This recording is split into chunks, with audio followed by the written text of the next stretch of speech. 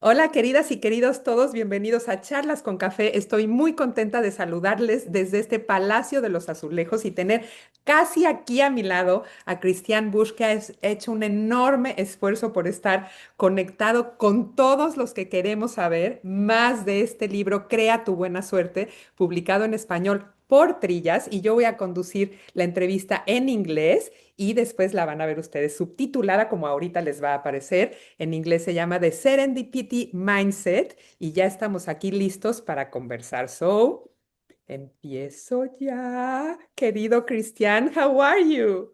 Hola, mucho gusto. Great to meet you. Thanks for being with us here in our Charlas con Café. Sanborns has had a long tradition of promoting authors and talking about these new released books. I am very excited that you have it in Spanish, published by Trillas, Crea Tu Buena Suerte. But we're going to talk a little bit in English about this serendipity mindset and about you. You are an international renowned expert, and you have founded this beautiful project called Sandbox. And I wanted to start like, what was for you this compelling force that drew you to having the need of writing a book, of communicating through a marvelous, obviously, media, which is having a book, and to talk about this kind of luck and the way we can influence it in favor of our lives? Yeah, it's a great question, no? Because I was this kid, I was thrown out of high school, had to repeat a year, then transferred this into my driving style, and then when I was 18, had a big car accident that Mhm. almost killed me. And it took me on this intense search for meaning, trying to figure out what is life all about. And I figured out that my life, I get a lot of meaning from somehow connecting people, connecting ideas, and the sparks that come from that. And so I started out as an entrepreneur and as a community builder. And then later on went into academia and became a professor. And what I found fascinating on this journey is that the most interesting, successful, purpose-driven people, they seem to have something in common, which is that they're really good at cultivating serendipity. They're really good at creating this active luck, where people would say, oh, they're just a little bit luckier than others, even though they started from similar starting positions. And so I got fascinated by this question, is there a science behind this? And so really serendipity as this active luck that's very different from, blind luck. Blind luck is something unexpected happens to you, or like the birth lottery, like all the things that create societal inequality. But serendipity is how we engage with the unexpected, what we do with unexpected moments. And so I got really excited about, can we somehow channel that into a book where we see the science of how you create this kind of luck, we see the stories, but also then practical exercises to build that muscle for the unexpected. Of course. So we have like seeming chances and encounters, and we tend to think, dear Chris, that we are in total control of everything, but we do not control practically anything. So what I learned from the book is like we can manage our reactions toward the encounters and take account of them and then do the best possible with the scenarios we have. Tell us a little bit about this. Exactly. I mean, picture the situation. You are in a coffee shop and you have erratic hand movements like I do, and you accidentally spill a coffee over the person next to you. And now you have a couple of options, right? The person looks at you and they look quite annoyed, but you also sense there might be something there. You think, oh, this might be an interesting person. And now you have a couple of options how you react to this unexpected random event, right? One option is you just say, I'm so sorry. You walk outside and you think, what could have happened had I spoken with the person? The other option is you start that conversation and that person becomes the love of your life or your co-founder. And so the point is how we engage with those unexpected moments with the randomness in our life shapes a lot of what comes next. And so the question then that we're trying to answer with this book is A, how to create more of these unexpected positive situations and not spilling coffee. There's other ways how we can do that. But then also on the other side, when those unexpected situations happen, especially negative ones, how can we then turn them into positive outcomes over time? And so that's kind of like what the book is playing a little bit with. What about awareness? We are, like totally focused in our phones, like we are here, we are not watching the others, we are not seeing the world. What happens with this sense of awareness that makes us feel like we are lucky enough as to obviously say thanks because we're breathing, but then encountering with others? What do we have to cultivate to be aware?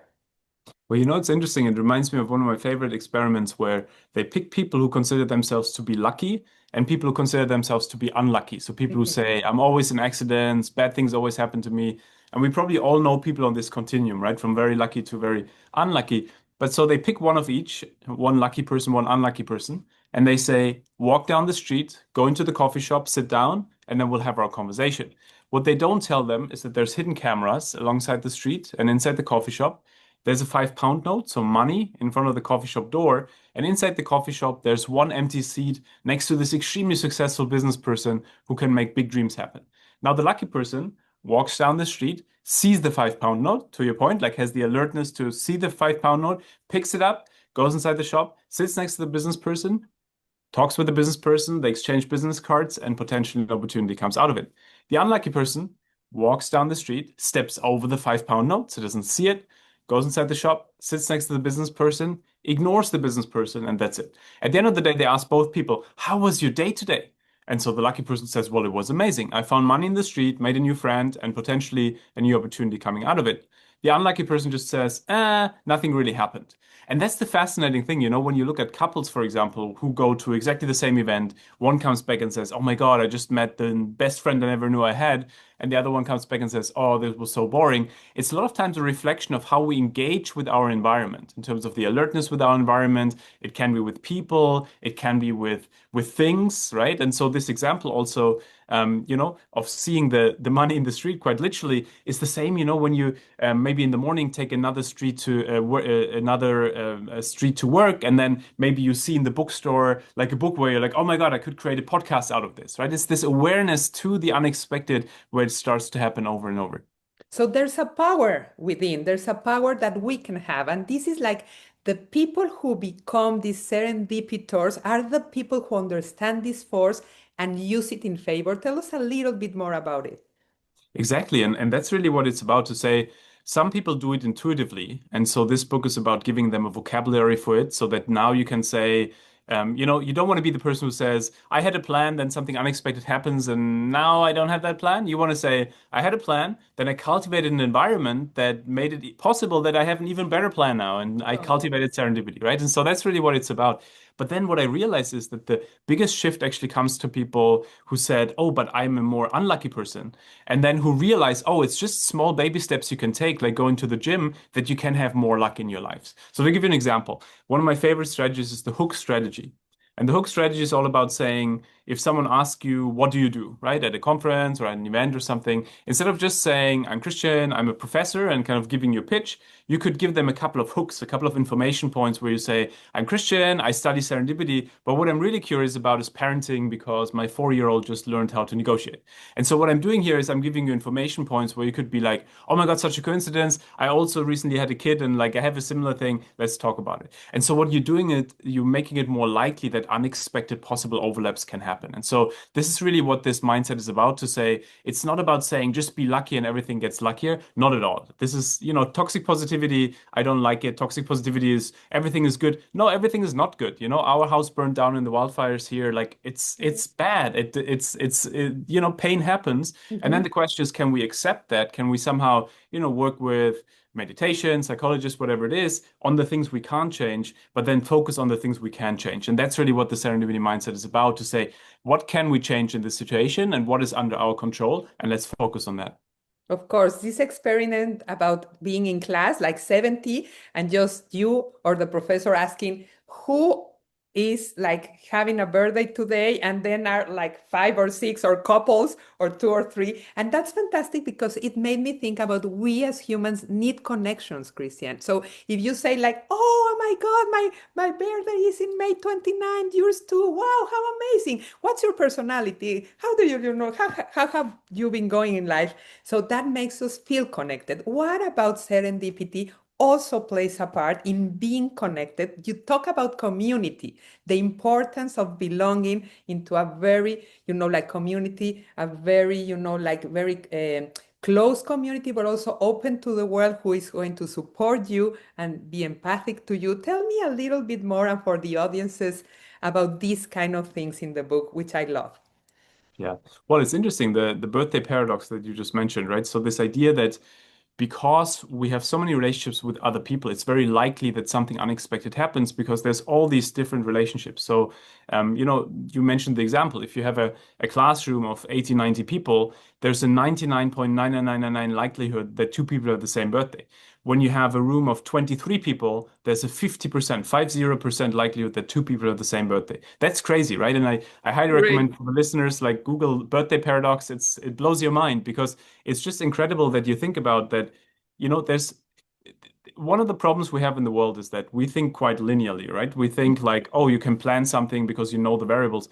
No, there's not only the variables, but also the interactions between them. And so it's very likely that something unlikely will happen because, the one thing is unlikely, but all the different things that could happen makes it quite likely that something unexpected happens. But to your point, I think the beautiful thing then is that on one hand, that can be scary because there's so many unlikely things that can happen. And, it's nice to feel that you have some certainty. But I think it's shifting away from that kind of need for certainty to some sort of clarity of, okay, what is the clarity of purpose or of what's important to me? But also, who are the people in my life who can be those people I can build meaningful relationship with, right? You mentioned the kind of key, right? In a world where everything is so kind of disconnected, like you want to have a couple of people who are your people. And so I'm a big fan of thinking about it both in terms of who are the communities I want to be part of that have similar passions, and can I find those communities? And I think book events and things are nice places just to like be in a place with people to then immerse yourself in something that you're all excited about and then kind of create new friendships there. But also then, at the same time, create new relationships and not assuming that someone is so different from you just because they do something very different. And that's why I like things, for example, asking questions differently, not asking, what do you do, but asking, what brings you here? Or what's on your mind? What are you curious about? What are you exploring?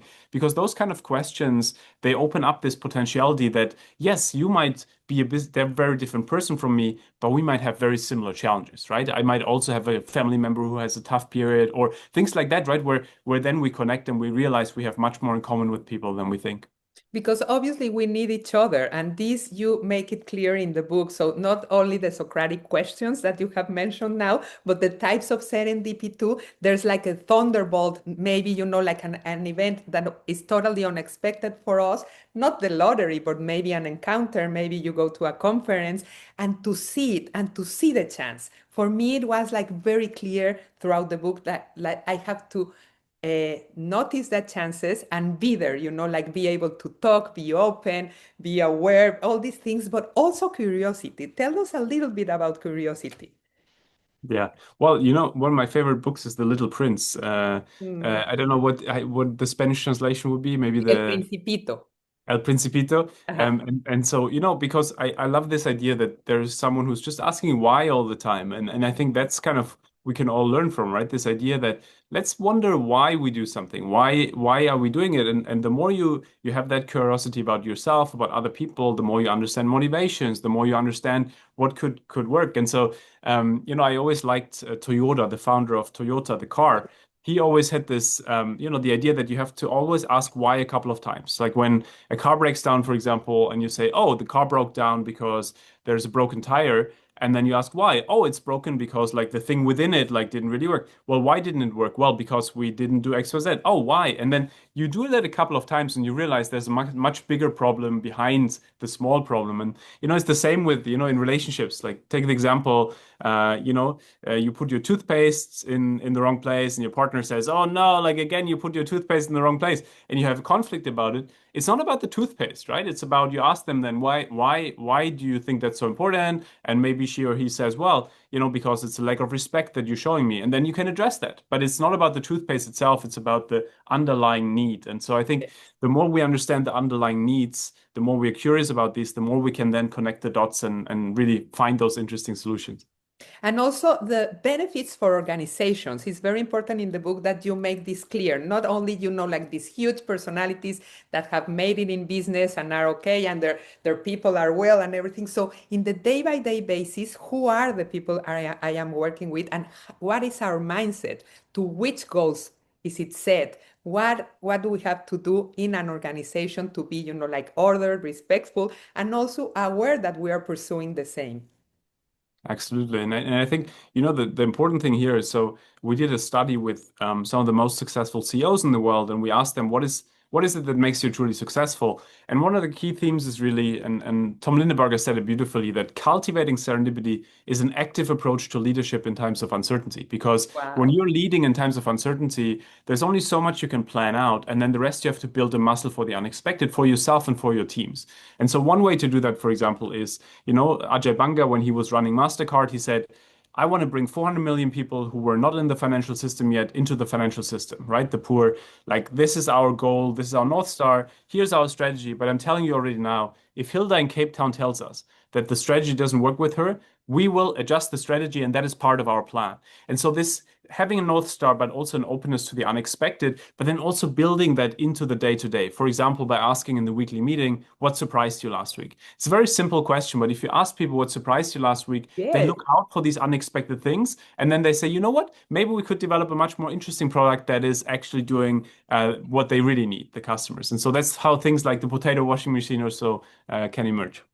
Totally. And then I want to talk about foresight. How can we anticipate things? How can we be prepared for the unexpected? Like very strong foundations of our character, our personality, and also about the things that can happen in our countries, whatever. No, this thing about building a character and also being aware. Does that help with serendipity? Yeah, and I think the biggest shift really is away from the control illusion, this idea that you can control everything, and wanting certainty all the time, because then that's when we get really anxious, right? When you think, oh, I can control all of this, and you can't, and then you get really anxious. But if you shift that focus and say, no, I need clarity. I need clarity in terms of what are my values, what is important to me, clarity in terms of who are the people who are important to me. And then based on this, you can then make those kind of decisions. And I'm a big fan of developing a mature gut feeling, an informed gut feeling. Mm. This Mhm. idea that a lot of times we might not trust our gut, but our gut, actually, our subconscious has so much more information than what Mm. what enters our tiny brains. And so the fascinating thing is that once we learn to really understand our gut, not just the fight or flight, oh, I want to run away from this because it feels like this, but more in terms of, especially in situations where, take the coffee shop situation. You're like, you flirt with a person and you think, oh, that person seems really interesting. And so your head says, yes, this is great. But then your stomach tells you, but there's something that's a little bit weird about that person. Mhm. And then you got to trust that gut, right? And then you maybe do a little bit more research about the person to figure out what it could be. And so I'm a big fan of trying to figure out how can I listen into my gut and then use my brain to make sense of it, and then have that mature gut feeling to then make those decisions, especially in unexpected moments. Now I remember you honor Ojos que Sienten, this project, Mexican project that makes you go blind while you're tasting food and then talking with strangers and just being aware of your senses. How much of that we need because we are, like used to this over exploding stimulus of everything and just, like losing one thing that you have to be aware of and really be with yourself. That was very impressive, like, and very compelling as to think out of the box and say, what happens if I don't have my senses? If I lose something, how can I react? That I think that's wonderful.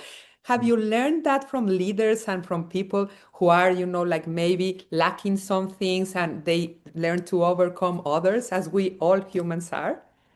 Well, I think there's two things to do. The one thing is, so last week I spent the whole week in Mexico City, and I met my wonderful friend Gina Badenoch, who founded the Ojos que Sienten, which is the organization. Yeah, you essentially take people who don't have eyesight, who are, in a restaurant, like everything is dark, and, you support them by, they have an income, and they become then the people who kind of like make the food and like bring the food. And so everyone who's sitting there has to sit in the dark. And so you communicate differently because you don't necessarily see the person. You now kind of just communicate and focus on the communication. And I've seen this especially in settings when you don't know people and you start a conversation. It's fascinating what it does with your biases when you don't see the person, right? Because you completely differently connect. And I think second, though, what you mentioned in terms of overcoming, maybe when we have something that in our lives kind of is holding us back. I'm a big fan of thinking about what is it in my life that is holding me back and how can I work on it. So, for example, think about situations in your life where serendipity could have happened, but it didn't because you held yourself back. So maybe you had an unexpected idea in a meeting, but you didn't bring it in because you didn't feel ready, worthy, you name it. You walked outside and you thought, what could have happened had I brought the idea? Mhm, Or you were mhm. flirting with a person in the bus and then you didn't approach them, right? And you thought afterwards, what could have happened? Yes, And so the yes. thing is, once you connect those dots, and not from a perspective of regret, but from a perspective of learning, then you might realize it's always the same thing, right? So, for example, in my case, it was fear of rejection, that my brain directly goes to what's the worst thing that can happen? The sting of rejection. So maybe you don't do it so that you don't get the rejection. But then I realized, you know what? That's not the worst thing that can happen. The worst thing that can happen actually is the feeling of regret when you walk outside and you think, what could have happened? And so that Mhm. reframing away from what's the worst thing that can happen if I do it to what's the worst thing if I don't do it, then develops that bias for action that you start acting on things more. Oh, that's beautiful. I love it completely. And the book is full of references of leaders, of people connecting, of learning lessons, which is great. Which is the best lesson you have learned so far about connecting with people and really believing in serendipity? I think it's really coming back to the idea that there's potentiality everywhere, especially when the situation doesn't present itself as one that might have potentiality. So, my mother-in-law, for example, is the queen of serendipity. She has, for example, she had a small car accident in front of the supermarket, and she's then the person who starts the conversation with that person. Turns out he's a big podcast producer, and her husband lands on the podcast, right? It's those kind of situations where the initial situation presents itself Yeah, as it's really not negative, true. right? But then the Yeah. question is, can I still meaning make something? And I'm just urging everyone who's listening, the next time you have a really bad situation, let's say someone breaks up with you, right, in a relationship, to think about, okay, can I still meaning make this? Because now there's two things to it, right? One is if you don't have momentum now, the situation will define you, right? If someone breaks up with you, you don't do anything, now you will be the person that was breaken up with. But if you go out there again, you meet people again, in 6 months you meet the real love of your life. Now you define the situation. Now you look back to the person 6 months ago and you say, "Thank you for breaking up with me because I now found the real person," right? And so I Obvious. think it's that kind of idea that what we see in the lives of very successful people, it's always these inflection points where something presented itself as a negative thing, right? Someone got maybe sick with something or had an accident or something that's really like a bad situation. But that situation then became the inflection point, the moment where they developed a certain motivation for something that then shaped the rest of their life. And when they look back, they say, I'm grateful for these experiences. Otherwise, I wouldn't be the person I am. And so it's those kind of things. Meaning making this is the biggest piece, I think, that no matter how an unexpected situation presents itself, can I still find meaning? Not pretend everything's okay, not at all, but actually still see is there some sort of meaning in there. Yeah, give it meaning and also positive vibes and thoughts, and really in a spiritual kind of way that you mentioned throughout the book, like just being you and feeling that power and that you are in control of what you feel and what you want to be the outcome of all that. So thank you. Thank you for letting us know that luck is in our side, that we can control how we react towards things in our lives, even though they're hard. So thank you again for inspiring. Can you show us Crea Tu Buena Suerte? Do you have like the book so I can say that we have it in all different summers of the Really. country? You can ask it online too. And it is Crea Tu Buena Suerte by Christian Busch, published by Trillas in all over Sanborns. And thank you for having us. Thank you for being in our Charlas con Café. And I hope to see you soon in Mexico in my beautiful palace, Palacio de los Thank you so much. Azulejos. You have a beautiful palace indeed. It looks Yes. beautiful. Thank you so much. And for being, like willing also to get to know our country and to have this book published in Spain and in Spanish. So thank you a lot. Thank you so much. I'm a big fan of Mexico. I was there 20 years ago and I came back now again. And yeah, fantastic. I'll be back definitely. Thank you. Come back with another book, please. Thank you. And Will to do. these talks too. And thank you, everyone. Gracias por estar en nuestras charlas con café. Nos vemos en la próxima.